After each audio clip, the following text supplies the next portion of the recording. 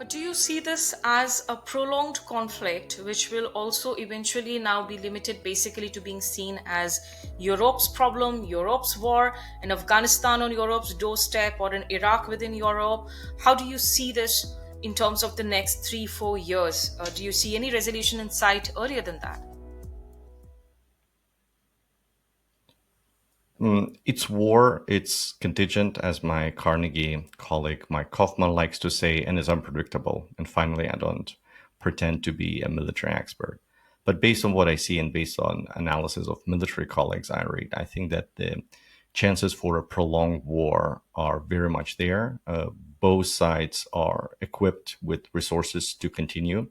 And neither side at this point wants to abandon war effort and sit down and talk. We need to see that the Ukrainian definition of victory, and anything short of victory is unacceptable to the Ukrainian society and Ukrainian armed forces, is based on basically three pillars. One is restoration of 1991 borders, including Crimea, so the internationally recognized sovereign territory of Ukraine. Two is reparations, so Russia should pay for the damage, compensate the victims, and finance reconstruction of Ukraine.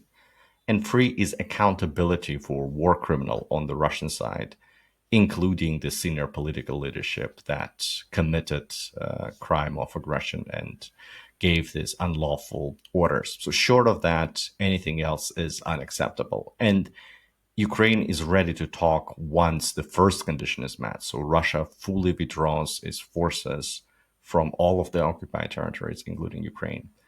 On the Russian side, the demands are that Ukraine and the international community should recognize all of the annexations, not only annexation of Crimea in 2014, but the four other major regions of Ukraine. So totally it's about 20% of Ukrainian territory that Russia annexed illegally last fall in September and now considers part of its territory. So that's the starting point. And from that, Russia also seeks Ukraine's neutrality and Ukraine's demilitarization, so certain caps to be put on Ukrainian military. We see that these two positions are very, very far apart. And so far, nothing is able to bridge this gap. As long as this is the case, and I think that both countries have their own domestic setups. Ukraine is a vibrant democracy. Of course, it's martial law, and the flow of information is much more centralized. But nevertheless, Ukrainian society, at least at this point, appears to be united at this goal, and nobody wants to abandon part of Ukrainian territory for very understandable reasons in order to sit down and talk with the Russians. And there is also zero trust in whatever you can agree with the Russians. The expectation is that Russia will use the operational pause to rebuild its army and come back to conquer the rest of Ukraine.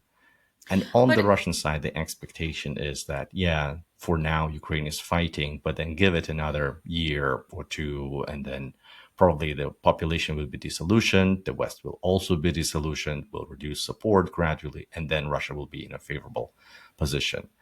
Without anything here changing, we don't have any building blocks for a fundamental resolution of the conflict. And I think so far at this point, we don't have any material for diplomatic effort around the ceasefire. So war is likely to continue into the next year at least.